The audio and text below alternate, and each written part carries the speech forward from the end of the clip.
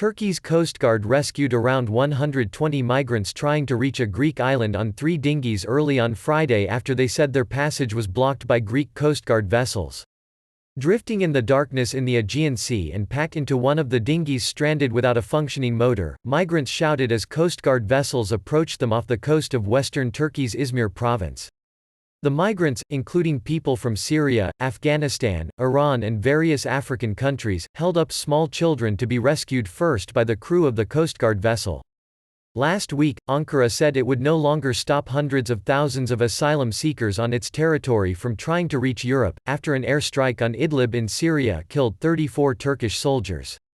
Since then, thousands of migrants have sought to reach European Union country Greece, either across the land border or by sea to various Greek islands.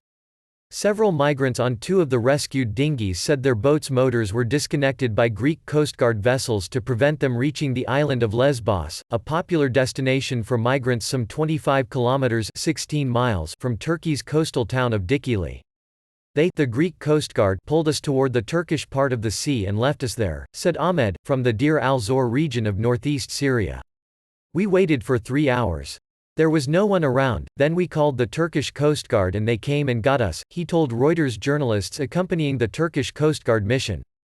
Turkey became one of the main launch points for migrants taking the sea route to the EU in 2015, many fleeing conflict and poverty in the Middle East and Africa.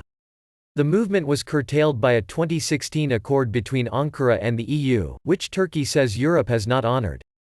We don't have enough money to survive in Syria, said Yasmin, a 3-month pregnant woman, also from Deir al-Zor.